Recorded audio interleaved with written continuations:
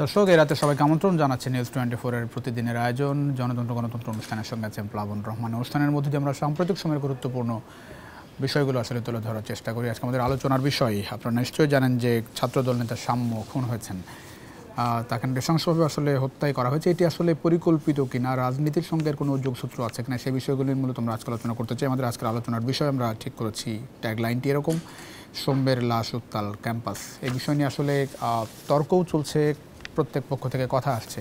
একটু যদি শিরোনাম যদি পড়তে চাই, ছাত্রদল নেতার সাম্যকে আসলে খুন করলো কে, এটি একটি বড় প্রশ্ন। যদিও এর মধ্যে 3 জনকে গ্রেপ্তার করেছে পুলিশ। পাশাপাশি ঢাকা বিশ্ববিদ্যালয়ের ভিসি প্রক্টরের পদত্যাগ চেয়েছে আসলে ছাত্রদল। কালকেও আসলে কর্মসূচি আসে, আজকেও কর্মসূচি আছে। পাশাপাশি সার্জিস আলম বলছেন ঢাবি ভিসির উপর দায় চাপানো সত্যকে আড়াল করার পায় তারা। এই সব বিষয় নিয়ে মূলত আমরা আলোচনা করছি। আমাদের সঙ্গে 3 জন অতিথি আছে, শুরুতে তাদের সঙ্গে আপনাদের পরিচয় করে। আমাদের সঙ্গে আছেন মোহাম্মদ আবিদুল ইসলাম খান, যুগ্ম সাধারণ সম্পাদক, জাতীয়তাবাদী ছাত্রদল ঢাকা বিশ্ববিদ্যালয়ের ডান পাশে আছেন। তার পাশে আছেন মোহাম্মদ সিরাজ মিয়া, যুগ্ম সদস্য সচিব, জাতীয় নাগরিক পার্টি এনসিপি। একই সঙ্গে আমাদের সঙ্গে আছেন সোহাইল আহমেদ শুভ, সভাপতি সমাজতান্ত্রিক ছাত্র ফ্রন্ট ঢাকা বিশ্ববিদ্যালয়। 3 জনকে স্বাগত জানাচ্ছি জনতন্ত্র গণতন্ত্র অনুষ্ঠানে। আবিদুল ইসলাম খান, একটু প্রথমেই আসলে আপনার কাছে জানতে চাই, আসলে সাম্যকে খুন করলো কে? এর সঙ্গে মানে এটি কি পরিকল্পিত হত্যাকাণ্ড মনে হয়, নাকি অন্য কোনো কিছু দেখেন এর সঙ্গে? শুরুতে আপনাকে ধন্যবাদ জানাচ্ছি ভারাক্রান্ত হৃদয় নিয়ে যারাই নিউজ 24 দেখছেন, দর্শকবৃন্দ আছেন, সকলের প্রতি শুভেচ্ছা জানিয়ে আমি আমার বক্তব্য শুরু করছি। আমরা এমন একজন ছেলেকে হারিয়েছি। সাম্য আমাদের আফরামান হল ছাত্রদলের সাহিত্য প্রকাশনা বিষয়ক সম্পাদক ছিল এবং এই গণঅভ্যুত্থানে তার ভূমিকা ছিল অপরিসীম, নিঃসন্দেহে। আমি যে সবসময় একটা কথা বলে থাকি যে জাতীয়তাবাদী ছাত্রদল 7 জুন থেকে কোটা পর্যালোচনা গ্রুপ নামে একটা গ্রুপ খুলে আন্দোলনকে প্রভাবিত করার যে সূচনা করেছিল, সেই গ্রুপের একজন সক্রিয় মেম্বার ছিল এবং তার ভূমিকা এই গণঅভ্যুত্থানে অত্যন্ত গুরুত্বপূর্ণ ছিল। আমরা তাকে হারিয়েছি। তাকে একটু যতটুকু জানলাম একটু আগে হয়তো বা তাকে দাফন করা হয়েছে। তো এই গণঅভ্যুত্থানে বাংলাদেশ জাতীয়তাবাদী ছাত্রদলের 143 জন নেতাকর্মী শহীদ হয়েছে। এই গণঅভ্যুত্থান পরবর্তী সময়ে আপনি দেখেছেন যে গত কয়েক সপ্তাহ, মাসও মনে হয় পার হবে না যে প্রাইমেশিয়া বিশ্ববিদ্যালয়ের যে আমাদের যে আপনার হচ্ছে যে জাহিদুল ইসলাম পারভেজ, তাকে হত্যা করা হয়েছে একইভাবে। তো গতকালকে যখন আমি রাত 12টার দিকে সাংবাদিকের ফোন পেলাম, বিভিন্ন সাংবাদিক ফোন দিয়ে ঘটনাটা তারাও খুব আশ্চর্যান্বিত ছিল, বললো যে আসলে এটা সত্য কিনা। তখন আমিও বাসায় যখন পা রাখলাম তখন আমিও শুনি আমার আপন চাচায় ইন্তেকাল করেছেন।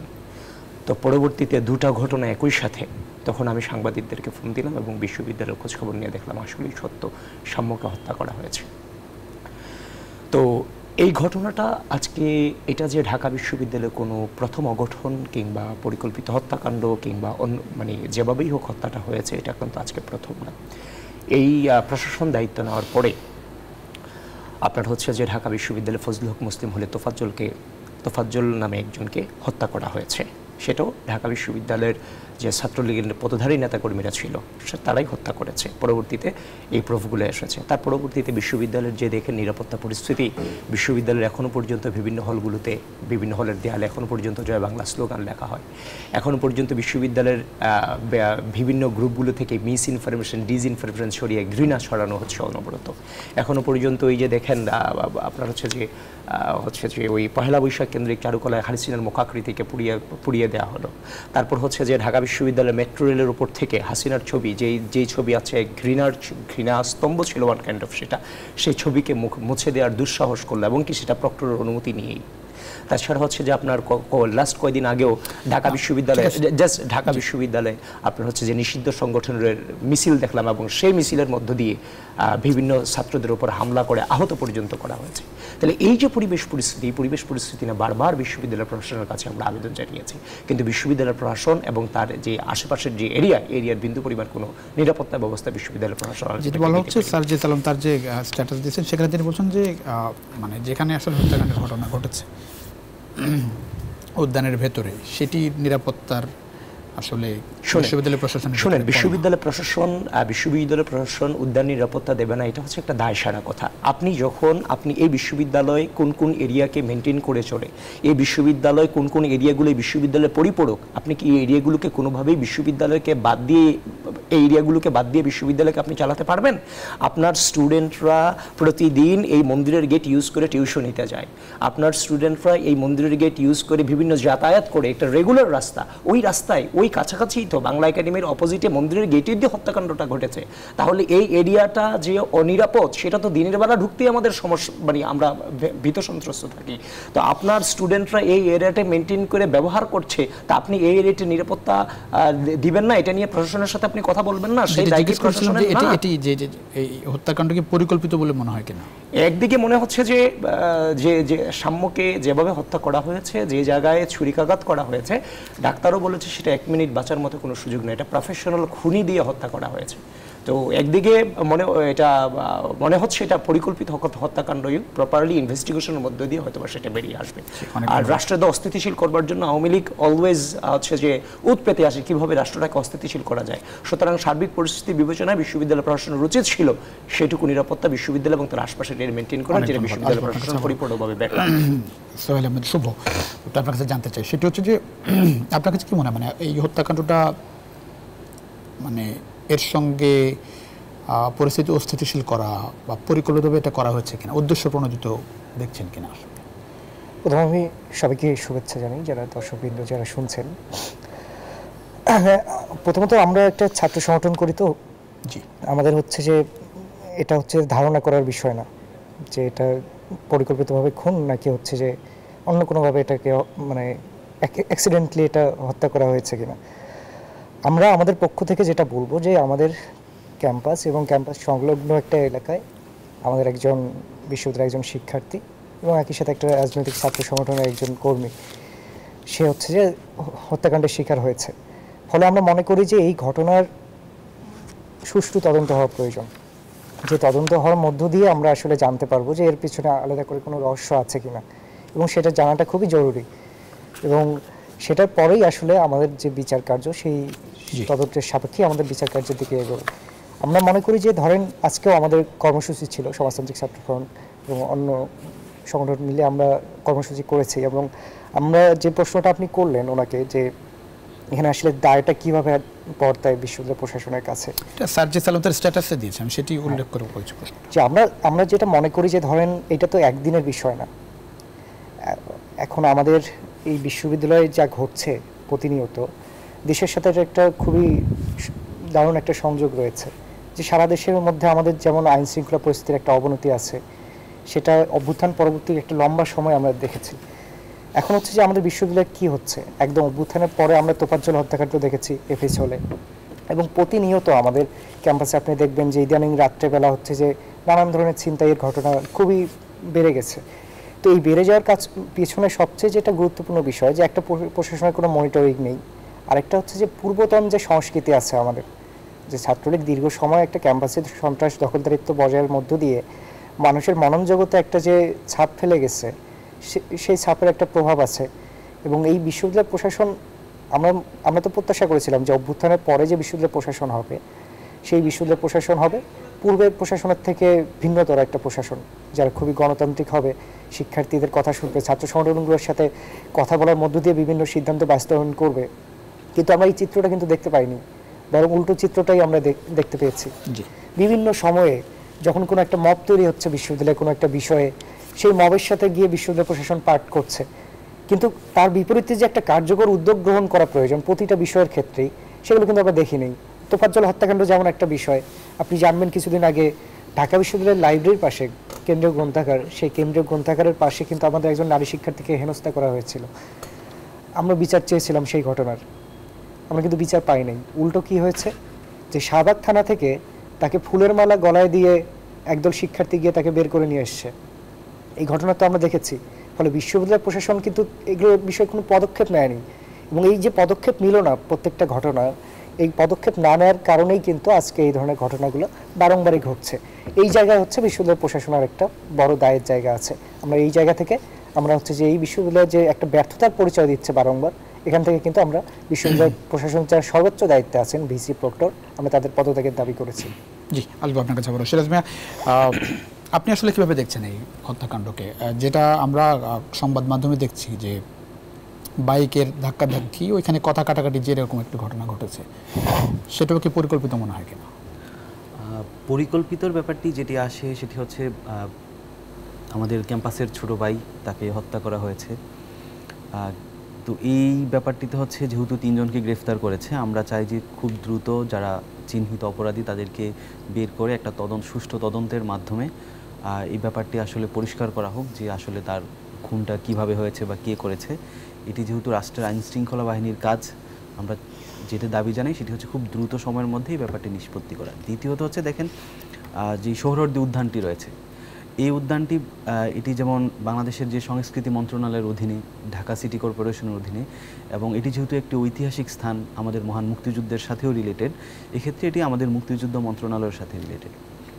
চতুর্থত হচ্ছে এটি যেহেতু ঢাকা বিশ্ববিদ্যালয়ের ক্যাম্পাসের একদম সংলগ্ন জায়গা, তো ওই জায়গা দিয়ে যেহেতু আমাদের শিক্ষার্থীরাও আসা যাওয়া করে, এক্ষেত্রে ঢাকা বিশ্ববিদ্যালয়ের প্রশাসনেরও একটি রেসপন্সিবিলিটি রয়েছে। তো এক্ষেত্রে আমার কাছে যেটি মনে হচ্ছে, গণ অভ্যুত্থান পরবর্তী আমরা যেই ধরনের বাংলাদেশ দেখতে চেয়েছিলাম বা যেই ধরনের ক্যাম্পাস দেখতে পেয়েছি বা যেই ধরনের রাষ্ট্র ব্যবস্থা বা আইন শৃঙ্খলা বাহিনীর তৎপরতা দেখতে চেয়েছিলাম, সেটি কিন্তু আসলে হয়নি। এক্ষেত্রে এটি প্রথমত স্বরাষ্ট্র মন্ত্রণালয় থেকে বলি, আমরা আইন শৃঙ্খলা বাহিনীকে বলি, দেশের যে ওভারঅল যে পরিস্থিতি, আইন শৃঙ্খলা বাহিনীর যে অস্থিতিশীলতা, তারই একটি আসলে প্রতিফলন ঘটেছে বলে আমি মনে করি।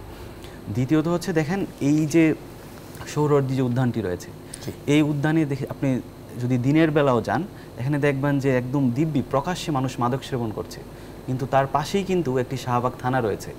তাহলে এই যে শাহবাগ থানার পাশেই একটি উদ্যানে এরকম দিন দুপুরে মাদক সেবন হচ্ছে, সেখানে মাদক সেবীরা প্রকাশ্যে অস্ত্রসহ ঘুরে বেড়াচ্ছে, এটি আমরা মনে করি যে এই আইন শৃঙ্খলা বাহিনীরও এখানে অবহেলার ঘাটতি আছে।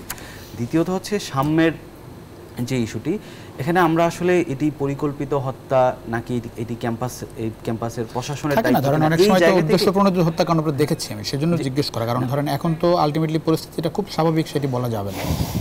শাহবাগ কেন্দ্রিক ঘটনা ঘটছে এবং বিশ্ববিদ্যালয়গুলোও অস্থির, সেই কারণে এটিকে আর একটি ইস্যু তৈরি করা। সেটি ইস্যু হচ্ছে এই কারণে, দেখেন মানে একজনের সাথে একজন, মানে যেটি বলা হচ্ছে ঘটনা, আমরা পত্রিকা থেকে যে জানতে পারছি যে বাইকের সাথে একটু সংঘর্ষ, সেখানে কথা কাটাকাটির জেরে। এটি শুধু আসলে কথা কাটাকাটির জেরে একজন জীবন্ত মানুষকে তো আপনি মেরে ফেলতে পারেন না। যে ক্ষেত্রে বর্তমানে বাংলাদেশের যে পরিস্থিতি, এরকম আইন শৃঙ্খলা বাহিনীর এরকম পরিস্থিতিতে অনেকেই এখানে সুযোগ নেওয়ার চেষ্টা করবে। কারণ আপনার শাহবাগ, টিএসসি, ঢাকা বিশ্ববিদ্যালয় এরিয়া, এগুলো হচ্ছে রাজনীতির জন্য খুবই গুরুত্বপূর্ণ একটি জায়গা। দেশের ওভারঅল ন্যাশনাল পলিটিক্সে এগুলোর অনেক ইম্পর্টেন্স আছে। এক্ষেত্রে ঢাকা ইউনিভার্সিটির একটা ছেলেকে যদি এরকম তার জীবন নাশ করে যদি কোনো একটা অস্থিতিশীলতা তৈরি করার চেষ্টা তো থাকবেই, যেহেতু একটা এখানে বিগত 15 বছরের একটা পতিত স্বৈরাচারের একটা পতন হয়েছে। তো এটি ছাড়াও বিভিন্ন রাজনৈতিক গোষ্ঠী বা বিভিন্ন তৎপরতা এখানে লক্ষ্য করা যায়। তো এক্ষেত্রে আসলে আইন শৃঙ্খলা বাহিনীকে আমি এটি দোষ দেবো, এটি স্বরাষ্ট্র মন্ত্রণালয়কে আমি বেশি দোষ দেবো, এবং বিশেষ করে শাহবাগ থানাকে। কারণ এই ক্যাম্পাসটিকে এটি আসলে এখানে যথেষ্ট আলো নেই। আপনি যদি সন্ধ্যার পরে যান, একটা বিষয় জিজ্ঞেস করি, কারণ আপনারা তো দীর্ঘদিন ধরে ক্যাম্পাসে আছেন এবং দীর্ঘদিন ধরেই এই সোহরাওয়ার্দী উদ্যান কিংবা এই যে বিশ্ববিদ্যালয়ের আশপাশের এই এরকম অরক্ষিত আইন শৃঙ্খলা পরিস্থিতি নাজুক অবস্থায় থাকে এবং অন্ধকার আলোচনা, এখন লাইট নিয়েও কথা হচ্ছে, এটা কি হত্যাকাণ্ডের পরে আলোচনায় আসবে নাকি সবসময় এটা নিয়ে কি শাহবাগ থানা কিংবা প্রশাসনের উপর চাপ আপনারা আগে প্রয়োগ করেছেন? না, আমরা আগে প্রয়োগ করি নাই, বাট এটি আসলে এটি চলে আসছে যুগের পর যুগ ধরে বাংলাদেশে, শাহবাগ বলি বা বিভিন্ন। এখন যেটা হয়েছে, আপনি দেখেন গত 15 বছরে এদেশের যেই জনসংখ্যা আছে, বিশেষ করে যে তরুণ শ্রেণী আছে, তারা যেমন বিভিন্ন তাদের জন্য যথেষ্ট আপনি কর্মসংস্থানের ব্যবস্থা করতে পারেননি, তাদের প্রপার এডুকেশনের ব্যবস্থা আপনি করতে পারেননি, তখন এই মানুষগুলা দেখা যাচ্ছে বিভিন্ন মাদকাসক্ত হয়েছে, তারা অনলাইন গেমে, বিভিন্ন জুয়া রিলেটেড অনেক কিছুতে আসক্ত হয়েছে। তো এই জায়গা থেকে আসলে আমাদের যদি কার্যকর ভূমিকা না নেওয়া যায়, এদেরকে সোশ্যালি কাউন্সিল করা না যায়, এদেরকে যদি প্রপার এডুকেশনটা দেওয়া না যায়, এই তরুণ সমাজের যদি হচ্ছে আপনার কর্মসংস্থানের ব্যবস্থা করা না যায়, তাহলে দেখা যাচ্ছে এই ধরনের যে মাদকের যে ভয়াবহ বাংলাদেশের যে বিস্তার, সেদিক থেকে কিন্তু আমরা কেউ রেহাই পাবো না। যে কারণে আমাদের এই নতুন বাংলাদেশে আমাদেরকে আসলে এই তরুণ সমাজ নিয়ে নতুন করে ভাবতে হবে। আমাদের যে সোশ্যাল যে ক্রাইমগুলো হচ্ছে, এগুলো নিয়ে আমাদেরকে ভাবতে হবে। তো যে কারণে আসলে রাষ্ট্রের এরকম একটা পরিস্থিতিতে এটি আমাদের জন্য খুবই উদ্বেগের বিষয় যে আমাদের ছোট ভাই, যে তার ফেসবুক 1 ঘন্টা আগেও সে মাইডে দিয়েছিল, কিন্তু দেখি যে 1 ঘন্টা পরে আর সে নাই। তো তো এই জায়গা থেকে আসলে আমি কারো উপর দোষ চাপাচাপি যে এটি প্রশাসনের, বিশ্ববিদ্যালয়ের প্রশাসন নাকি আইন শৃঙ্খলা প্রশাসন, এটি আসলে রাষ্ট্রের ওভারঅল যে বর্তমান পরিস্থিতি চলছে আমি মনে করি যে সেটির একটি মানে আপনার রিফ্লেকশন বলা চলে। জি, অনেক ধন্যবাদ। আবিদ, একটা বিষয় একটা প্রশ্ন অনেকেই করছেন, সেটা হচ্ছে যে এত রাতে সোহরাওয়ার্দী উদ্যানে আসলে কেন গিয়েছিল, এটা কি জানতে পেরেছেন কোনো কারণে যাও কিনা? শুনুন, গতকালকে সাম্যদের যে ডিপার্টমেন্ট, সেই ডিপার্টমেন্ট আইআর ডিপার্টমেন্টের নবীনবরণ অনুষ্ঠান ছিল। জি, সে নবীনবরণ অনুষ্ঠান শেষে হচ্ছে যে আপনার শেষ হয়েছে এবং 10টা সাড়ে 10টার দিকে আমার যারা ওইখান থেকে এসেছে তাদের সাথে আমার দেখা হয়েছে। তো পরবর্তীতেই আমি জানতে পারলাম সে উদ্যানে হচ্ছে যে আপনার গিয়েছে, আর ঘটনাটা ঘটছে উদ্যান থেকে যখন বের হচ্ছিল তো উদ্যান, বিশ্ববিদ্যালয় এগুলো তো উন্মুক্ত এরিয়া, আমিও তো উদ্যানের দিকে যাই, ওদিক দিয়ে আসা যাওয়া করি। এখন আমরা তো যেতেই পারি। এখন ওই বিশ্ববিদ্যালয়ের যে প্রশাসন, আমি বিশ্ববিদ্যালয়ের যে প্রশাসন, সেই প্রশাসনের দায় আছে, সেই দায় আমরা তাদেরকে দিব। কারণ সাম্যর ঘটনাটা প্রথম ঘটনা নয়, এর আগে অনেকগুলো ঘটনা এর আগে আমি আপনাকে বলেছি। সাম্যর ঘটনা হচ্ছে অনেকগুলো ঘটনার পরের ঘটনা, কারণ বিশ্ববিদ্যালয়ের প্রশাসন লাস্ট যে ঘটনাগুলো বলেছে এই ঘটনার এগেনস্টে একটা ব্যবস্থা দৃশ্যমান বিশ্ববিদ্যালয় প্রশাসন দেখাতে পারবে না। ওই মেয়েদের নিরাপত্তা নিয়ে বলেছে না, ছাত্রদলের মেয়েদেরকে নিয়ে নানান লেভেলের, এক্সট্রিম লেভেলের এবং অশ্লীল লেভেলের মব করা হয়েছে বিশ্ববিদ্যালয় গ্রুপে। একবার হাতে নাতে প্রমাণ সহ আইডি সহকারে বিশ্ববিদ্যালয়ের প্রক্টর বরাবর আমরা অভিযোগ দিয়েছি দুইটা মেয়ের সম্পর্কে। একটা ব্যবস্থা বিশ্ববিদ্যালয়ের প্রশাসন নিতে পারেনি, কারণ বিশ্ববিদ্যালয়ের প্রশাসন দেখতেছে যারা এটা করছে বিশ্ববিদ্যালয়ের প্রশাসনকে তারা সেই শেল্টার দিচ্ছে, যার ফলশ্রুতিতে তাদের বিরুদ্ধে কোনো ব্যবস্থা নিতে পারেনি। এখন আপনি যেটা বললেন যে ওই কেন রাতে গিয়েছে, আপনি চিন্তা করেন একটা ছেলে ঢাকা বিশ্ববিদ্যালয়ের স্টুডেন্ট, সে মারা গেছে 2 ঘন্টা, ওই 1 ঘন্টা আগেও সে ডে দিয়েছে, তার আইআরের যে এরা যে উল্লাস করেছে, এরা যে আনন্দ করেছে সেটা ডে দিয়েছে। ডে দিয়ে উদ্যানের দিক দিয়ে গিয়ে যখন ফিরে আসার পথেই তাকে ছুরিকাঘাত করা হয়েছে। এমন কোনো জায়গায় করা হয় নাই যে নীরব নিস্তব্ধ কোনো জায়গায়, কোনো হচ্ছে যে ঝুপটির ভিতরে গিয়ে করা হয় নাই, প্রকাশ্য রাস্তা, যেখানে আপনি যেই অভিযোগ দেওয়া হচ্ছে তার বিরুদ্ধে, লাশের এগেনস্টে যে রাজনীতিরা এই গুপ্ত সংগঠন করার চেষ্টা করছে, অত্যন্ত দুঃখিত হয়েছে। আজকে সারাটা দিন গতকালকে, মানে বলি এগুলো তার গোপনের কিছু না, বলি সেটা হচ্ছে যে গতকালকে রাতে যখন আমার বোনেরা আমার এই ভাই হত্যার পরে যখন বিশ্ববিদ্যালয়ে মিছিল করছে, আমার বোনদের ছবি দিয়ে এই গুপ্ত বাহিনী বলছে যে দৌলতিয়ার হচ্ছে যে যৌনকর্মী বলে তাদেরকে উপস্থাপন করে পোস্ট দিচ্ছে। এই নিকৃষ্টপনা গত 15.5 বছর বাংলাদেশে ছিল না। কোন লেভেলের নিকৃষ্ট চিন্তা ভাবনা এই ধরনের কথা বলতে পারে? আমার ভাইকে মাদকাসক্ত বানাই দিচ্ছে, আমার ভাইকে নানান ধরনভাবে তার চরিত্র হনন করার চেষ্টা করছে। আজকে ঢাকা বিশ্ববিদ্যালয়ের, আজকে শিবিরের এখানে কোনো প্রতিনিধি নাই, আজকে ঢাকা বিশ্ববিদ্যালয়ের শিবিরের সভাপতি সে জানাজা পড়তে এসে সে বলেছে আজকে যারা এই ঘটনাকে কেন্দ্র করে বিশ্ববিদ্যালয়ের ভিসি প্রক্টরের পদত্যাগ দাবি করে তারা লাশের রাজনীতি করতে চায়। তার মানে আপনি তো এখানে যে কথা বলছেন একদিকে সে লাশের রাজনীতি করতে চায়, তাহলে তার ভাষা আর তার জুনিয়র, তার অধস্তন নেতাকর্মীদের বিহাইন্ড দ্য সিনের যে আচরণ অনলাইনে, তার মানে মিলে যাচ্ছে। নির্দেশনা তো এদেরই যে হ্যাঁ চরিত্র হনন করো, আমাদের ভিসি প্রক্টরের বিরুদ্ধে যেন কোনো আন্দোলন তৈরি না হয়। তাহলে আপনি যেই ছেলেটার চরিত্র হনন করছেন, সাম্যের চরিত্র আপনি হনন করছেন, তাহলে চরিত্র হনন করে লাশের পক্ষে বিপক্ষে আপনি জনমত সৃষ্টি করছেন। নিরপরাধ ছেলেটা, পক্ষে বিপক্ষে আপনি জনমত সৃষ্টি করছেন। আর পক্ষে বিপক্ষে জনমত সৃষ্টি করার মানে কি? হত্যাকে জাস্টিফিকেশন করা। তার মানে শিবির এই হত্যাকে জাস্টিফিকেশন করতেছে, হত্যা তার মানে কোনো না কোনো কারণে হত্যা ঠিক আছে, এটাই তো তারা বলতেছে। এখন আপনি দেখেন উদ্যান কেন্দ্রিক যেটা হলো, উদ্যানে কেন গেল? আজকে আমি দেখেছি যে হচ্ছে যে 5 আগস্টের গণঅভ্যুত্থান পরবর্তী সময় মুজিব হলের পেছনের দেয়ালে শিবির কিছু গ্রাফিতি করে, যে ওইখানে আমি একজনের নাম দেখলাম আব্দুল মালেক, যিনি ছাত্র সংঘের নেতা ছিলেন, শিবির তাকে ওন করে এভাবেই তাকে প্রচারণা করে। তো তারা আব্দুল মালেককে ঢাকা বিশ্ববিদ্যালয়ের প্রথম শহীদ হিসেবে তারা ওন করে। তো আমি ঘাটাঘাটি করে দেখলাম সেই আব্দুল মালেক কোথায় আহত হয়ে ঢাকা মেডিকেলে মারা গেছে, ওই উদ্যানে আহত হয়ে মারা গেছে। তাহলে সাম্য উদ্যানে আহত হয়ে মারা যাওয়ার কারণে সাম্যর চরিত্র হননের জন্য উদ্যানে কেন গেছে, এই যদি প্রশ্ন আসে, এখন যদি আমি শিবিরের তারা যে নেতাকে ওন করে ওই আব্দুল মালেক সম্পর্কে যদি বলি, উদ্যানে মালেক তখন উদ্যানে কেন গিয়েছিল, আসে তো প্রাসঙ্গিকভাবে তো আসে, যে এগুলো তো নিয়ে আসবে প্রশ্নগুলো। এখন যদি তাদের নেতা সম্পর্কে কোনো বাজে উক্তি আমি করি, তারা সেটা নিতে পারবে। কিন্তু আমার ভাই, যেই ভাই মাত্র শহীদ হলো, এখনো পর্যন্ত কবরস্থ পর্যন্ত করা হলো না, আমার সেই ভাইয়ের চরিত্র নিয়ে টান দিল, সে উদ্যানে কেন গেল? বিচার চাই না, উদ্যানে কেন গেল? না, কিন্তু উদ্যানে গেলেই কি মানে ধরেন যেটি বলছিলেন যে কথা কাটাকাটিও হতে পারে, তো সেটি আসলে একেবারে হত্যাকাণ্ডের হ্যাঁ, হত্যাকাণ্ডের দিকে যাবে। তার মানে কি আপনার প্রশাসনের ব্যর্থতা অবশ্যই এখানে আছে। আপনি তো কোনোভাবে এই দায় এড়াতে পারেন না, কোনোভাবেই বিশ্ববিদ্যালয় প্রশাসন এই দায় এড়াতে পারে না। আপনি তো একটা পদ থেকে আমি আপনার পদত্যাগ চাচ্ছি, আর একটা মানুষ আপনার অবহেলার কারণে জীবন দিয়ে চলে গেল। এই বিশ্ববিদ্যালয়ের প্রশাসন শুধু এই ব্যর্থতা না, এর আগে অনেকগুলো ফিরিস্তি আমি আপনার সামনে উপস্থাপন করেছি। এই বিশ্ববিদ্যালয়ের প্রশাসনের ভিসি এবং প্রক্টরের নিঃশর্ত পদত্যাগ চাই। অনেক ধন্যবাদ। একটা বিরতির জন্য ফিরছি। দর্শক, ছোট্ট একটা বিরতির সময় হচ্ছে জনতন্ত্র গণতন্ত্রে কিছুক্ষণের মধ্যে ফিরছি, আশা করি সকলে পাচ্ছি বিরতি। দর্শক, আবারও স্বাগত জানাচ্ছি RICL স্টিল জনতন্ত্র গণতন্ত্রের সঙ্গে আছেন প্লাবন রহমান। আমরা কথা বলছিলাম সাম্যের লাশ উত্তাল ক্যাম্পাস, এ বিষয় নিয়ে আমাদের সঙ্গে আছেন মোহাম্মদ আবিদুল ইসলাম খান, আছেন মোহাম্মদ মিরাজ মিয়াকে, সঙ্গে আছেন সোহেল আহমেদ শুভ। শুভ, যেটি আজকে সারাদিন ব্যাপী আসলে উত্তাল ক্যাম্পাস ছিল এবং সেখানে ঢাবি ভিসি এবং প্রক্টরের পদত্যাগ চাওয়া হচ্ছে, এবং সার্জিস আলম যেটি বলছেন, এবং শিরোনামটি এরকম যে ঢাবি ভিসি প্রক্টরের পদত্যাগ চান ছাত্রদল নেতারা, সাধারণ শিক্ষার্থীদের না। পাশাপাশি সার্জিস আলম বলছেন যে এই দাবি আসলে ঘটনাকে পাশ কাটানোর চেষ্টা।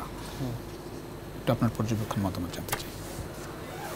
প্রথমত আমাদের হচ্ছে যে এই দাবি সাধারণ শিক্ষার্থীর কিনা, সত্যকে দায় চাপানো, সত্যকে আড়াল করার চেষ্টা, ঢাবি ভিসির উপর দায় চাপানো, সত্যকে আড়াল করার পায়তারা, সার্জিস আলম বলছেন। হ্যাঁ, এইটা যদি এরকম বলে থাকে তার মানে নিশ্চয়ই সার্জিস আলম সত্যটা জানেন যে আমরা বিশ্ববিদ্যালয় প্রশাসনের উপর দায় চাপানো মানে হচ্ছে যে সত্যকে আড়াল করা। তার মানে নিশ্চয়ই তাদের কাছে সত্যটা জানা আছে। সেই সত্যটা কীভাবে তারা জানে এবং কোন প্রক্রিয়ার মধ্যে দিয়ে জানে সেটা তারা আমাদেরকে জানাক, আমরা জেনে উপকৃত হই যে আসল সত্যটা কোথায় এবং আসল সত্যটা কিভাবে করে হচ্ছে যে এইখানে হচ্ছে যে দায়টা থেকে আমাদের যে বিশ্ববিদ্যালয় প্রশাসন তাদেরকে দায় মুক্তিটা দেয়। আমি তো আমার পূর্বে আমি তো বললাম যে হচ্ছে যে এই যে বারংবার যে ঘটনাগুলো ঘটছে সেটারই কিন্তু একটা ধারাবাহিকতা এই ঘটনাটা। এখন হচ্ছে যে ঢাকা বিশ্ববিদ্যালয় কিন্তু অন্য যে কোনো ক্যাম্পাসের মতো না যে তার একটা নির্দিষ্ট গণ্ডি আছে, নির্দিষ্ট একটা ক্যাম্পাস আছে, নির্দিষ্ট একটা এরিয়া আছে। এখানে এই কারণেই হচ্ছে যে ঢাকা বিশ্ববিদ্যালয় একটা বিশেষ একটা ক্যারেক্টার আছে, যে এখানে বিভিন্ন ধরনের মানুষ আসেন, বিভিন্ন এখানে হচ্ছে যে সবচেয়ে বড় যে বিষয়টা বিভিন্ন গণ আন্দোলনে এখানে মানুষের যুক্ততা যেমন আছে, বিভিন্ন দুর্যোগ বলি বিপর্যয় বলি সেখানেও কিন্তু মানুষ এবং এখানকার যে শিক্ষার্থী শিক্ষক তাদের সাথে একটা কিন্তু দারুণ মেলবন্ধনের একটা জায়গা আছে। এখন কথা হচ্ছে যে এই যে বিশ্ববিদ্যালয়ের সাথে জনগণের যে এরকম একটা পারস্পরিক দায়বদ্ধ সম্পর্ক, এটা তো আমরা দীর্ঘ সময় ধরে ঐতিহ্যগতভাবে আমরা ঢাকা বিশ্ববিদ্যালয়ে দেখে আসছি। এখন হচ্ছে যে এই জন্যই বললাম এই কথাটা যে এখন আমাদের বিশ্ববিদ্যালয়ের এই যে চরিত্রটা আছে তার সাথে কিন্তু আমাদের সোহরাওয়ার্দী উদ্যান এটা অঙ্গাঙ্গিভাবে জড়িয়ে আছে।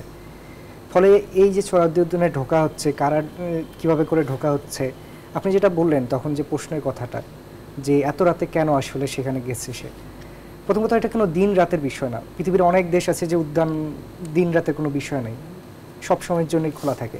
অর্থাৎ সেখানকার জনগণের মান, সাংস্কৃতিক মান কিন্তু সেই জায়গায় আছে যে তারা এইভাবে করে করতে পারে। এখন আমাদের নেই কেন, এটাই তো হচ্ছে মূল প্রশ্ন। সেই প্রশ্নটা তো আমাদের বিশ্ববিদ্যালয়ের দিক থেকেই যাবে যে আমাদের জনগণের সেই সাংস্কৃতিক মান, চেতনাগত মান কেন নেই, যেটা হচ্ছে যে এই উদ্যানটা হচ্ছে রাতভর খোলা রাখা যাচ্ছে না, এটা একটা দিক। আর তারপর আসে যে আইন আছে, যে নিয়ম আছে সেটা কিন্তু কার্যকর হচ্ছে না।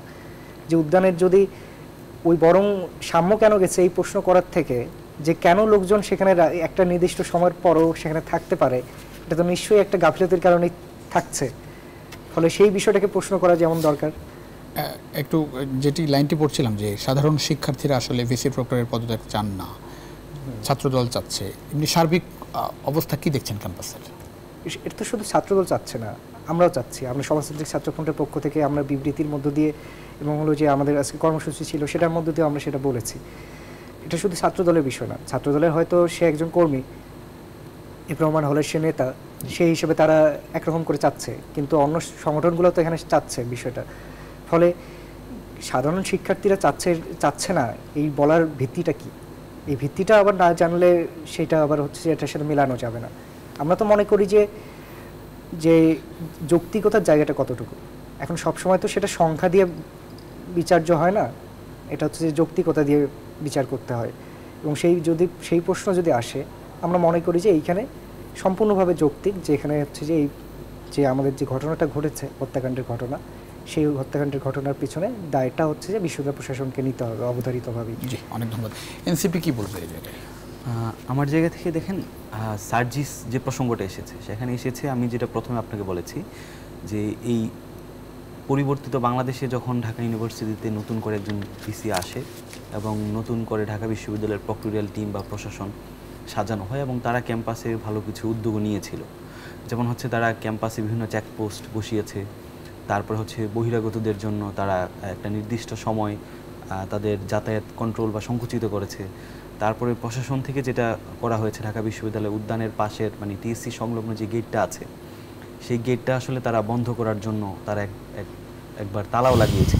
পরবর্তীতে সেটা নিয়ে প্রশ্ন ওঠার পরে সেই তালা ভেঙে দেওয়া হয়েছে যে আসলে এই সৌরর্দ উদ্যানে তো বহিরাগতরা তারা যাতে যেতে পারে। তো একটা পক্ষ দেখা যাচ্ছে সেটার বিরোধিতা করেছিল যে ক্যাম্পাস থেকে তো এই ধরনের একটা উদ্যানে সে তালা লাগাতে পারে না। তো যে কারণে আমরা বলছি যে এই ক্যাম্পাসে যখন নতুন ভিসি আসে বা ঢাকা বিশ্ববিদ্যালয়ের প্রশাসনকে পুনর্গঠিত করা হয়, পুনরায় সাজানো হয়, তখন তাদের ইতিবাচক কিছু দৃশ্যমান উদ্যোগ ছিল। তো এই জায়গা থেকে যেহেতু সৌরওয়ার্দী উদ্যানে হত্যাকাণ্ডটি ঘটেছে, তো আমি যেহেতু আপনাকে প্রথমেই বলেছি এটি যেহেতু আমাদের আইন শৃঙ্খলা বাহিনীর সাথে রিলেটেড, এটি আসলে স্বরাষ্ট্র মন্ত্রণালয়ের দায়িত্ব ওই যে উদ্যানটি সেটিকে নিরাপত্তা দেওয়া। দ্বিতীয়ত হচ্ছে এটি যেহেতু সংস্কৃতি মন্ত্রণালয় এবং হচ্ছে আপনার মুক্তিযুদ্ধ মন্ত্রণালয়, অর্থাৎ এটি দেশের আইন শৃঙ্খলা যে বাহিনী আছে এটির দায়িত্ব সম্পূর্ণ রাষ্ট্রের, এটি স্বরাষ্ট্র মন্ত্রণালয়ের দায়িত্ব। তাহলে ওই যে উদ্যানটি আছে সেখানে আসলে যারা মাদকসেবী আছে তাদেরকে নির্মূল করা, সেখানে যে অবৈধ স্থাপনা বিশেষ করে যে দোকানগুলো হয়েছে সেই দোকানগুলো সেখানে উচ্ছেদ করা, এটা তো স্বরাষ্ট্র মন্ত্রণালয় এবং আইন শৃঙ্খলা বাহিনীর দায়িত্ব। বাংলাদেশের একটা ওই জায়গা থেকে আমরা বাংলাদেশের হিস্ট্রি হচ্ছে যে আমরা আসলে দায় স্বীকার করি না। না, দায় স্বীকার আমি এই জন্য বলছি যে শেষ করি সেটা হচ্ছে ধরেন ঘটনাটা কোন পর্যায়ে ঘটলে ঢাবি ভিসি পদত্যাগ করে মানে করা উচিত, ওই জায়গাটা থেকে আমরা বলছি যে এটা ঘটনা ঘটলে সম্পূর্ণ দায় যেমন ঢাকা বিশ্ববিদ্যালয়েরও না, তারও কিছু দায় আছে।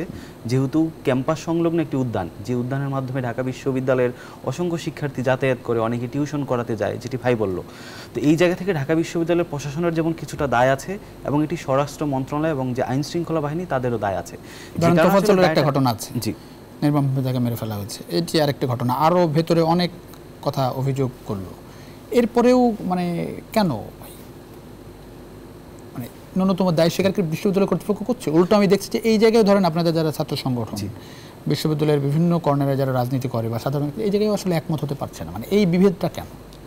এই বিভেদটা এটা আসলে বিশ্ববিদ্যালয়ের প্রশাসনের হত্যাকাণ্ডের দায়টা এই জায়গায় যে আসলে তাদের যে পরিমাণ ভূমিকা রাখার কথা ছিল সেই পরিমাণ তারা ক্যাম্পাসটাকে নিরাপদ করতে পারেনি এবং শিক্ষার্থীদের এক্সপেক্টেড অনুযায়ী এই প্রশাসন আসলে সেই পরিমাণ করতে পারেনি। তো সেই জায়গায় তাহলে ফলাফল কি দাঁড়ায়? ফলাফলটা হচ্ছে এখানে আসলে একটা রাষ্ট্রের যে ওভারঅল সিনারিও আমি আপনাকে একটা বলছি, যে রাষ্ট্রে গত 15 বছর একটা মাফিয়াতন্ত্র কায়েম হয়েছে, যেখানে রাষ্ট্র কর্তৃক বিভিন্ন 9 মাস পার হয়ে গেছে, জি 9 মাস পার হয়ে যাচ্ছে। তো এই ক্ষেত্রে রাষ্ট্র কিন্তু আইন শৃঙ্খলা আওয়ামী লীগ কোথাও নেই এখন, যে আওয়ামী লীগ কোথায় নেই, কিন্তু গত 15 বছর তারা যেই কালচার, যে সংস্কৃতি তৈরি করে দিয়েছে, গত 15 বছরে যে পরিমাণ মাদক সেবী তৈরি হয়েছে, গত 15 বছরে যে পরিমাণে কিশোর গ্যাং তৈরি হয়েছে, এগুলো তো আপনার একদিনে তৈরি হয়নি। তো এই জায়গাটা থেকে আমি বলছি যে আপনার কিশোর গ্যাং যেহেতু ছিল, কিন্তু এই সরকারের ব্যর্থতা এই জায়গায় যে ওই কিশোর গ্যাংকে তারা আসলে বন্ধ করতে পারেনি। এই যে উদ্যানের যে পরিস্থিতি গত সরকার যেভাবে রেখে গিয়েছে, এই সরকারের উদ্যানের পরিবেশের কারণে এরকম হত্যাকাণ্ড ঘটেছে। আমি বলছি যে উদ্যানের পরিস্থিতি গত সরকার যেভাবে রেখে গেছে, এই সরকার এসে ওইটার পরিস্থিতি ওই রকমই আছে, পরিবর্তন করতে পারেনি। যে কারণে আমি বলছি এই সরকারের এখানে দায়। প্রশাসন কি করলো? বিশ্ববিদ্যালয় প্রশাসনের দায় এখানে নাই। বিশ্ববিদ্যালয় প্রশাসনের দায় এখানে অবশ্যই আছে, তাদেরও উচিত ছিল এই জায়গাটা যেহেতু ক্যাম্পাসের পাশে, এটাকে কিভাবে নিরাপদ করা যায় এটার জন্য আসলে প্রশাসনের সাথে তার একটা জোরালো একটা সম্পর্ক থাকা দরকার। অনেক ধন্যবাদ, অনেক ধন্যবাদ আব্দুল ইসলাম খান। আমরা এরকম একটু হত্যাকাণ্ডের পরেও দেখছি যে ধরেন একরকম মানে ঐক্যবদ্ধ অবস্থা দেখা যাচ্ছে না। আসলে আপনি শিবির সভাপতির কথা বললেন, এনসিপি একরকম বলছে, আপনাদের চাওয়া একরকম, মানে কেন এই বিভেদটা আমরা দেখছি? এবং 5 আগস্টের পরে আমরা দেখছি যে বিভিন্ন ঘটনায় মানে এই বিভেদগুলো আসলে স্পষ্ট দেখা যাচ্ছে।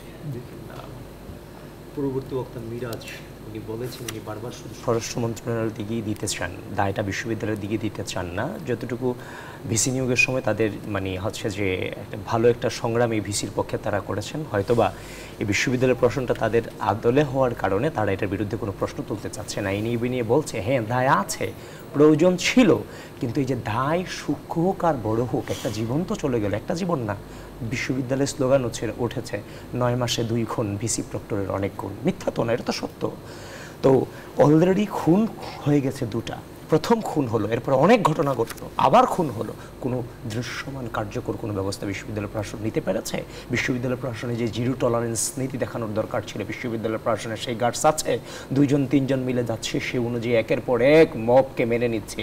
মবের বিরুদ্ধে যে একটা যুক্তি দিয়ে বিশ্ববিদ্যালয় প্রশাসনের মতো আচরণ করবে, সেটা তো বিশ্ববিদ্যালয় প্রশাসন করছে না।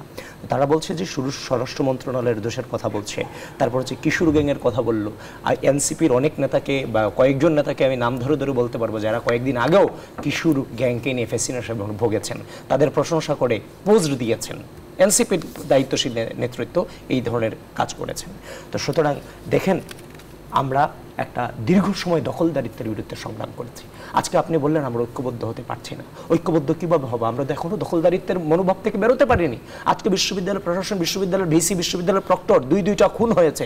এই এই এই যে পরিবেশ পরিস্থিতি, তারা মনে হচ্ছে এগুলোর সাথে তারা নিজেদেরকে খাপে খাওয়াইতে পারছে না। তো এই অনর্গল ব্যর্থতার বিরুদ্ধে যখন স্লোগান উঠেছে যে দফা 1 দাবি 1, ভিসির পদত্যাগ, প্রক্টরের পদত্যাগ, তো আপনি দায় স্বীকার করে পদত্যাগ করেন। জীবন তো চলে গেছে, আপনি যদি পদত্যাগ করেন তাহলে পরবর্তীতে যারা আসবে তারা সচেতন হবে যে না, একটু ভুলের কারণে কিন্তু আমাদের পদত্যাগ করতে হয়েছে। এখন আপনি যে বারবার ভুল করছেন, নিয়ন্ত্রণ করতে পারছেন না, আপনি চেয়ারে বসে আছেন, তার মানে পরবর্তীতে যিনি আসবেন তিনিও একইভাবে ঘুমিয়ে থাকবেন। যখন লাশ পড়বে, যখন অপরাধ ঘটবে, তখনই আপনি তার ব্যবস্থা নেবেন, আর আগে আপনি চিন্তা করবেন না। ঢাকা বিশ্ববিদ্যালয় একটা সেন্সিটিভ এরিয়া। এখান থেকে যখন হাসিনার বিরুদ্ধে আওয়াজ উঠেছে, গোটা বাংলাদেশ হাসিনার বিরুদ্ধে দাঁড়িয়েছে এবং পতন হয়েছে। এই ঢাকা বিশ্ববিদ্যালয় এরিয়ার ভিসি হয়েছেন আপনি, একটা সেন্সিটিভ এরিয়া। এটা সম্পর্কে যদি দূরদর্শী সম্পন্ন নেতৃত্ব যদি আপনার না থাকে, আপনার স্বইচ্ছায় আপনার পদত্যাগ করা উচিত। এবং লাস্ট 9 মাসে তাদের কোনো দূরদর্শী সম্পন্ন নেতৃত্ব আমরা সেটা দেখতে পাইনি। একটা ছোট্ট প্রশ্ন, একটু ছোট্ট করে উত্তর চাই। সেটা হচ্ছে, ধরেন বিষয়টা কিরকম যে ছাত্র দলের একজন মারা গেছে, সে কারণে একরকম বিষয়, যদি শিবিরের কেউ মারা যায় সেটি একরকম, এনসিপির কেউ মারা যায় এই বিষয়টা একরকম, মানে এইটা একটু আপনার চোখে দেখতে চাই। দেখেন, গতকালকে রাতে 12টার দিকে আমি সংবাদ পেয়েছি সংবাদকর্মীদের মধ্য দিয়ে যে সাম্য মৃত্যুবরণ করেছে। ভিসি সেখানে ঢাকা মেডিকেলে গিয়েছে 2:30টায়, এবং আজকে ঢাকা বিশ্ববিদ্যালয়ের সকল কার্যক্রম অব্যাহত ছিল। কেন? আপনার একটা সন্তান চিরতরে ঘুমিয়ে গেল, খুন হয়েছে, আপনি কি ইমার্জেন্সি একটা প্রজ্ঞাপন জারি করে আজকে সারাদিনের জন্য বিশ্ববিদ্যালয়ের ক্লাস পরীক্ষাগুলো বন্ধ রাখতে পারতেন না? আপনি জানাইতে পারতেন না আজকের যে জানাজা হয়েছে সেই জানাজাতে সকল শিক্ষার্থীকে অংশগ্রহণ করার জন্য আপনি একটা ছুটি ঘোষণা করতে পারতেন না? তাহলে এই বিশ্ববিদ্যালয়ের ভিসি এবং প্রক্টরের প্রশাসনের মনোভাব নিয়ে আমাদের প্রশ্ন তোলাটা স্বাভাবিক না? এটা তো অস্বাভাবিক কিছু না, স্বাভাবিক। তার মানে তারা এই যে ছাত্রদলের সাম্য, খালি ছাত্রদল বানিয়ে, আরে ভাই, বিগত 15.5 বছর বাংলাদেশের স্বাধীনতা, এই বাংলাদেশের সার্বভৌমত্ব ছাত্রদলের রক্ত এবং সাহসের উপরে টিকে ছিল। আজকে আমি ছাত্রদল করার কারণে, আজকে আমি সকল পরিবেশ পরিস্থিতি মেনে নেওয়ার কারণে, আজকে আমি সকল পরিবেশ পরিস্থিতি মেনে রাষ্ট্রের জন্য বারবার আমি লড়াই করে যাওয়ার জন্য আমাকে ট্রেনিং করবেন ছাত্রদল, ছাত্রদলের লাশ, এই জন্য তার কোনো দাম থাকবে না? আজকে বিশ্ববিদ্যালয় প্রশাসন, কালকে আপনি শোক দিবস ঘোষণা করেছেন, কালকে তো তার জানাজা নাই। আজকে তার জানাজাতে আপনি আহ্বান করতে পারতেন না যে ঢাকা বিশ্ববিদ্যালয়ের যত স্টুডেন্ট আছে, আমার একটা সন্তান হারিয়ে গেছে, আপনারা আসেন জানাজাতে? এটুকু ডাকি সাম্য পেয়েছে বিশ্ববিদ্যালয় প্রশাসনের কাছ থেকে। আজকে সাম্যের এই অবদানের উপর দিয়ে কিন্তু সাম্যের এই সুসংগঠিতকরণ, এই গণঅভ্যুত্থানের মধ্য দিয়ে কিন্তু আজকে ভিসি চেয়ার পেয়েছে, সাম্যরা কিছুই পায়নি। অনেক ধন্যবাদ। ছোট্ট একটা বিরতির ফিরছি আপনার কাছে। দর্শক, ছোট্ট একটা বিরতির সময় হচ্ছে আবারও RSLS গণতন্ত্রের কিছুক্ষণের মধ্যে ফিরছি, আশা করি সঙ্গে পাচ্ছি বিরতির পর।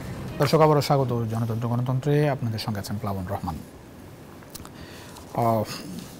সোহেল আহমেদ শুভ, ধরেন আপনারা ভিসির পদত্যাগ চাচ্ছেন, এটি কি একমাত্র সমাধান মনে করেন নাকি অন্য কোনো পথ আছে? আরেকটি বিষয়, যদি ধরেন আমাদের যে ট্র্যাডিশন, তাতে করে পদত্যাগ না করার, দায় স্বীকার না করার একটা প্রবণতা আছে। এনসিপি তো বলছে এটা আসলে ভেতরের বিষয়, প্রশাসনের দায়টা, এখানে আইনশৃঙ্খলা বাহিনীর দায়টা তারা বড় করে দেখছে, যদিও বলছে যে কিছু দায়ী প্রশাসনের আছে। ভিসি পদত্যাগ না করলে, প্রক্টর পদত্যাগ না করলে আসলে কি হবে? কি হবে এটা তো আসলে সামনের দিনের আন্দোলনের মধ্য দিয়েই বোঝা যাবে। আপনারা আন্দোলনে থাকবেন? আন্দোলনে তো থাকবোই, আমরা নানান ফর্মেই সেটা থাকবো।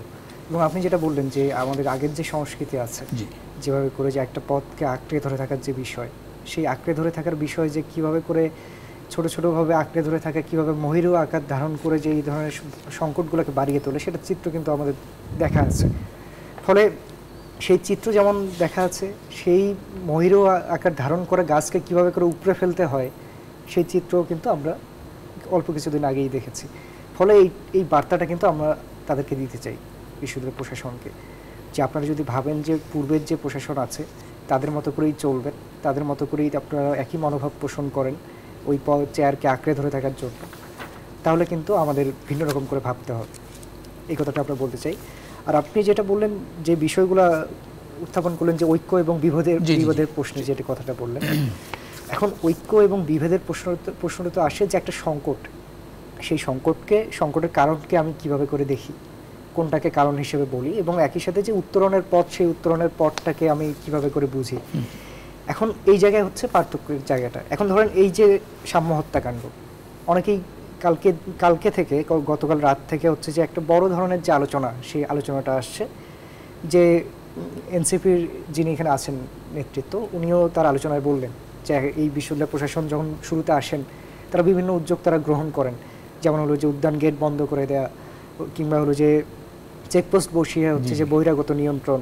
এখন আমাদের কথাটা হলো যে এইভাবে করে তো আসলে এখন ধরেন আমাদের যে অভ্যুত্থানটা হলো, একটা রক্তক্ষয়ী অভ্যুত্থান, সারা ঢাকা শহরের মানুষ কিন্তু ছুটে গেছে ঢাকা বিশ্ববিদ্যালয়, এবং ঢাকা বিশ্ববিদ্যালয়ের শিক্ষার্থী, শিক্ষক এবং এখানকার ঢাকা শহরের মানুষ মিলে একটা সম্মিলিত লড়াইয়ের মধ্যে দিয়ে কিন্তু আমরা এই লড়াইটা করলাম।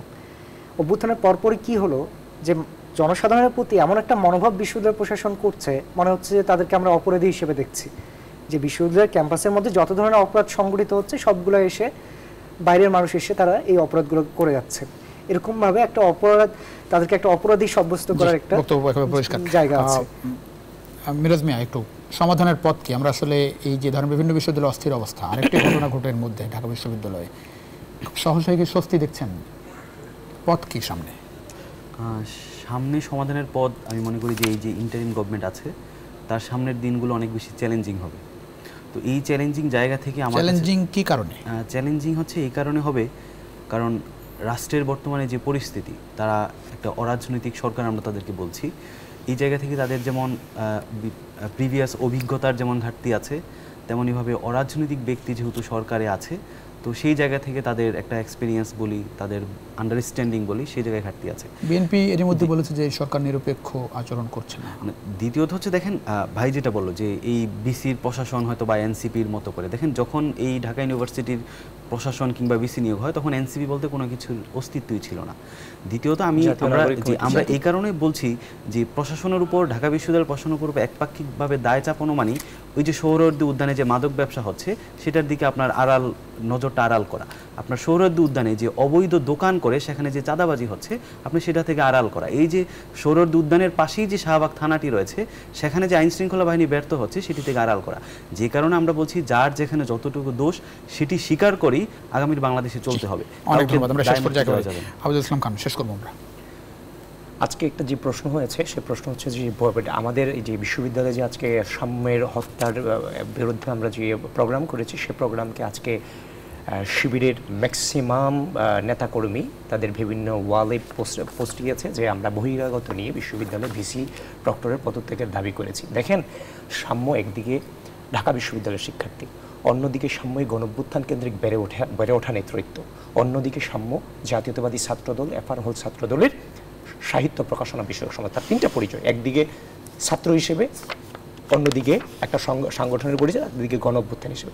তো এই যে গণঅভ্যুত্থানে ছিল, তার বিভিন্ন ইনস্টিটিউশনের সাথে তার একটা পরিচয় ছিল। সে মৃত্যুবরণ করেছে, সেই ইনস্টিটিউশনের মানুষগুলো তার জানাজা পড়ার জন্য আসতে পারে না। আর একটা ছাত্রদল, সেই ছাত্রদলের যে আমার মহানগর, উত্তর, দক্ষিণ, পূর্ব, পশ্চিম সহ বিভিন্ন ইনস্টিটিউশনের স্টুডেন্টগুলো, তার সহযোদ্ধা মারা গেছে, তার জানাজা পড়ার জন্য বিশ্ববিদ্যালয় আসবে না, এবং ঢাকা বিশ্ববিদ্যালয়ের শিক্ষার্থীরা তার জানাজা পড়ার জন্য এখানে আসবে না। তো তার জানাজা পড়ার জন্য এবং তার প্রতিবাদ মিছিলে অংশগ্রহণ করার কারণে আজকে আমাদেরকে বহিরাগত বলে একটা মব সৃষ্টি করার মধ্য দিয়ে এই বিচারিক কার্যক্রম এবং এই জানাজাকে নানানভাবে এই গুপ্ত সংগঠন আজকে প্রশ্নবিদ্ধ করেছে। আজকে তো কেউ বহিরাগত বলে আজকে যে কাজটা এরা করেছে, এটা লাশের উপর এরা জুলুম করেছে। আজকে যদি আমাদের তো এরকম সামর্থ্য আছে, আজকে গোটা ঢাকা শহরের ward to ward, union to union, মহানগর, আজকে আমরা ইচ্ছা করলে কি আমাদের অবস্থান কর্মসূচি পালন করতে পারতাম না? আলাদা আলাদাভাবে পারতাম, কিন্তু আমরা তো সেটা করিনি। আজকে গোটা ঢাকা শহর কোনো ব্লকেট করিনি। ছোট্ট প্রশ্ন, সেটি হচ্ছে যে ভিসির পদত্যাগ আপনারা দাবি করছেন, ভিসি পদত্যাগ না করলে কি ধরনের কর্মসূচি থাকবে? দেখেন, আমরা গণতান্ত্রিক পন্থার মধ্য দিয়ে আমরা দীর্ঘ 15.5 বছর আন্দোলন করেছি এবং আজকে যে ভিসির পদত্যাগ আমরা দাবি করছি সেটা ন্যাচারাল ডিমান্ড, এটা আমার ডিমান্ড না। এবং ভিসি প্রক্টর যদি তার দায়িত্ব থেকে না সরে যায়, সেটা সংগঠন ছাত্রদল ক্ষতিগ্রস্ত হবে না, পুরো বিশ্ববিদ্যালয় ক্ষতিগ্রস্ত হবে। আজকে তোফাজ্জল গেছে, মাঝখানে ঘটনা ঘটছে, আজকে সাম্য গেছে, কালকে যে পদত্যাগ না করলে আন্দোলন আপনারা চালিয়ে যাবেন সেরকম? যতক্ষণ না পর্যন্ত একটা সুরাহা হচ্ছে, সেটাকে পদত্যাগই বলা চলে, ততক্ষণ পর্যন্ত আমাদের যে আন্দোলন, সেই আন্দোলন অব্যাহত থাকবে। অনেক ধন্যবাদ আবিদুল ইসলাম খান, মোহাম্মদ মিরাজ মিয়া, সোহেল আহমেদ শুভ, তিনজনকে অসংখ্য ধন্যবাদ। আমরা চাই যে এই হত্যাকাণ্ডের সুষ্ঠু তদন্ত এবং প্রকৃত যারা দোষী তাদের আসলে সামনে আনা হোক এবং তাদের দৃষ্টান্তমূলক শাস্তি নিশ্চয়ই সব পক্ষের মানুষ। এই ছিল দর্শক গণতন্ত্র। দেখাবো নিশ্চয়ই অন্য সময়। সে পর্যন্ত ভালো থাকবেন সবাই। আশা করি নিউজ 24 সঙ্গে থাকবেন।